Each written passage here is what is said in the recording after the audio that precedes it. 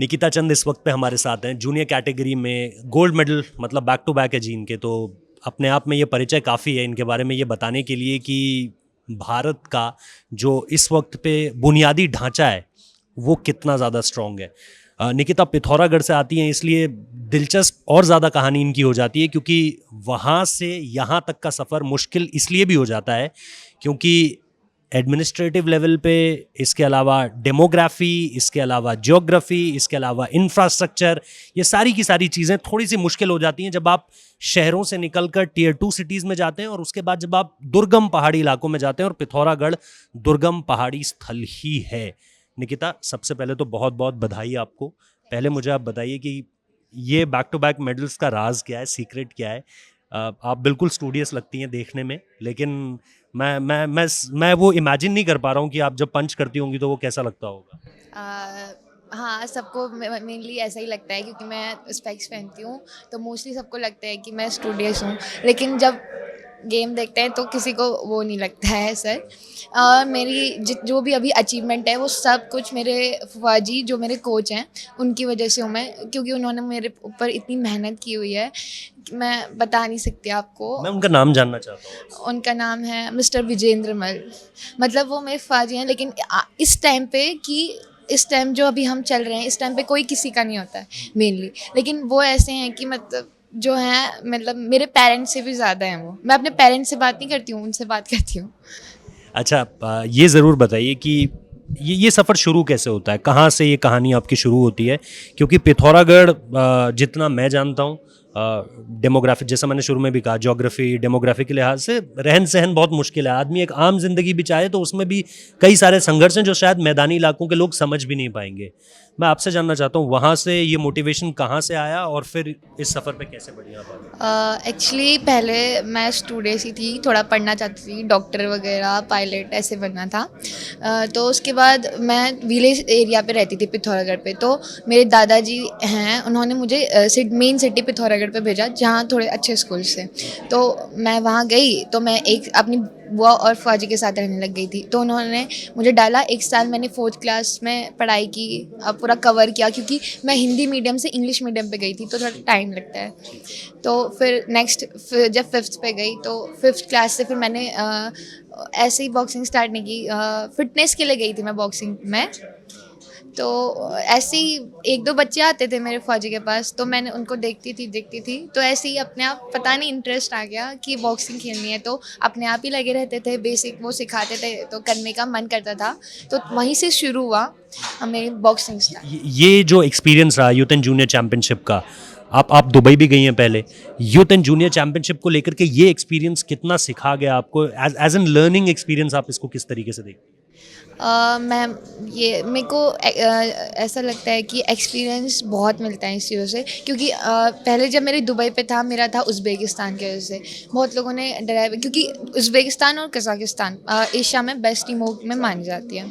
तो मुझसे कई लोगों ने बोला भी था कि उज़्बेकिस्तान ये वो शो है, ऐसे ऐसे। तो उज़्बेकिस्तान के साथ मैंने 5-0 का डिसीजन से जीत गई थी। तो फिर भी लोगों ने बोला कि ये तो ऐसी ही थी, कोई बात नहीं, इस बार लक था। फिर कज़ाकिस्तान के साथ थी फाइनल, फिर उसको भी उससे भी जीत गई थी दुबई पे। फिर उसमें भी बोला इसका तो लक था, ऐसे ही जीत गई। फिर उसके बाद अभी ये दोबारा हुई, 6 या 7 मंथ्स के बाद अभी हुई है दोबारा। फिर अभी भी पता नहीं क्या इस बोलेंगे। बार कुछ नहीं बोला लगता? पता नहीं सर, अभी गई नहीं हूँ मैं, देखते हैं। अच्छा, इस यहाँ से जो सारी की सारी चीज़ें आगे बढ़ेंगी आपके लिए, निश्चित तौर पर टारगेट जो है वो तो इंडिया ही होगा ऑब्वियसली, कि पोडियम पर इंडिया के लिए चीज़ें फिनिश करनी है। लेकिन यहाँ से आपके, जैसा मैंने कहा कि लार्जर कॉन्टेक्स्ट में अगर हम चीज़ों को देखें तो ऑब्वियसली इंडिया टारगेट है, बट यहाँ से आपने कुछ छोटे छोटे गोल्स बनाए अपने लिए, या आप अपने कोच के साथ, जो आप फूफा जी बता रही हैं, उनके साथ डिस्कस करती हैं इन छोटे टारगेट्स? हाँ, हमारी बात ही बस बॉक्सिंग से ही स्टार्ट होती है। उस पे ही ख़त्म हो जाती है। पहले ये था कि स्टेट, नेशनल, फिर धीरे-धीरे इंटरनेशनल। अब तो वो सिर्फ ओलंपिक ही सोचते हैं और कुछ सोचते ही नहीं है वो। मैं सोच रहे हैं 2028 का ओलंपिक। हाँ, 2028 का भी टारगेट है। देखते हैं उसमें पूरा अपनी अच्छा मेहनत अच्छा, देना एक मैं जानना चाह रहा हूँ, आपकी उम्र की जनरेशन अभी इंस्टाग्राम, फेसबुक, आप रहती हैं इन सब में या इनको है। भी टाइम देती हैं? नहीं, मैं सोशल मीडिया पे नहीं हूँ। ठीक है, तो निकिता हमारे साथ थी। निकिता ने अपने सफ़र के बारे में बताया जिसमें बहुत सारे अलग अलग पड़ाव हैं, और उन्होंने अपने फूफा जी का भी जिक्र किया जो कि अब तक की उनकी कामयाबी का अगर श्रेय किसी को जाता है या जिनसे वो बातचीत करती है वो वही हैं।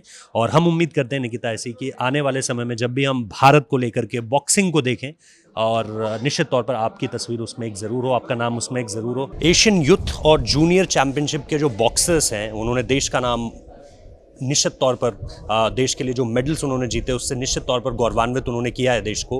39 मेडल्स जो आए हैं और उन्हीं में से एक मेडलिस्ट हमारे साथ हैं, कृषपाल है।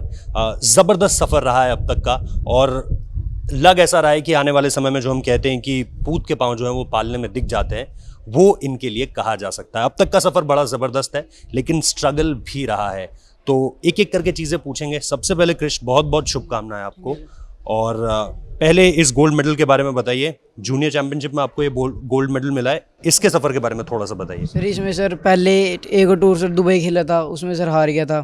तो सर अब फिर दूसरे में चल रहा है, इस बार सर मेडल मार नहीं है, इस बार सर नाम रोशन करना है, कोच का नाम, पेरेंट्स का। तो इसलिए जूनियर में सर जिस उज्बेक को पहले सर उज्बेक को मारा, फिर सर थाईलैंड, फिर फिलीपींस, फिर सर फाइनल तो जाके साथ इसे भी मारा सर, गोल्ड मेडल जीता सर। अच्छा, एक बात बताइए, जिस तरीके से आपने अपने कोचेस का नाम लिया, अपने पेरेंट्स का नाम लिया, कम लोग जानते हैं कि आप अपने फादर साहब को खो चुके हैं जो निश्चित तौर पर एक शुरुआत में आपका सपोर्ट सिस्टम थे। उसके बाद से चीज़ें कितनी डिफ़िकल्ट रहीं, या साथ मिला लोगों का, और चंडीगढ़ जैसे शहर से फिर वहाँ से निकलकर बॉक्सिंग, कितना मुश्किल रहा उसके बाद चीज़ें? आप थोड़ा सा बता पाएंगे? चीज़ें फादर साहब को खोने के बाद थोड़ी सी मुश्किल रही, या सपोर्ट सिस्टम था? थोड़ी सी मुश्किल तो रही थी सर, फिर सर कोच ने समझाया सर ये, फिर सर भाई ने भी थोड़ा स्पोर्ट्स करा, और सर जो मेरे सर दोस्त थे सर, सुशांत, सुखी, अभिषेक सर, ये सारों ने भी सर थोड़ा मुझे स्पोर्ट्स करा सर। इन्हीं के साथ ट्रेनिंग करी सर मैंने, इन्हीं के साथ सर ट्रेनिंग करके तगड़ा बना सर। स्पोर्ट्स सर बहुत करा सर कोच ने। जी सर। अच्छा, अब तक जो कुछ आपने हासिल किया है उसके बारे में थोड़ा सा आप बताएंगे? चंडीगढ़ से यहाँ तक का, यहाँ से जो जूनियर चैंपियनशिप थी वहाँ तक आपने अब तक देश के नाम क्या क्या जीता है, कुछ आप बता पाएंगे? सर ये पहले ही था सर मेडल देश के नाम, तो सर अभी पहले ही है, अभी और आगे खेलना है मैंने, और सर ओलंपिक भी कह रहा है सर एथलीट्स, इसमें सर वर्ल्ड चैंपियनशिप में गोल्ड मारना है, फिर सर देश का नाम रोशन करना है। अच्छा, एक बात बताइए, आखिर तक जब आप लड़ते हैं तो ऑब्वियसली तिरंगा तो फोकस में रहता ही है, लेकिन जैसा आज भी हर कोई कह रहा था, गेस्ट जितने भी आए हुए थे, लगातार यही बात हो रही थी कि अब आपको 2028 एक तरीके से आपका निशाना होना चाहिए। उस तरफ सोचते हैं अभी, या आप अभी पे फोकस रखते हैं अपना कि भाई एक एक टूर्नामेंट, एक एक चैंपियनशिप जीतता चलूँगा, फिर देखी जाएगी 2028 में क्या होता है? या आप अभी से टारगेट बना रहे हैं कि भाई लॉस एंजलिस में जो ओलंपिक्स होंगे वहाँ के लिए मेरा सपना है? सर मैं तो अभी से टारगेट बना रहा हूँ सर, छोटे छोटे सर मैच खेलते रहने सर, उसी में सर थोड़ी एक्सपीरियंस मिलता रहेगा सर, सीनियरों में सर और एक्सपीरियंस मिल जाएगा, उसमें सर मेडल मार रहे हैं, ओलंपिक खेलना सर 2028 में सर।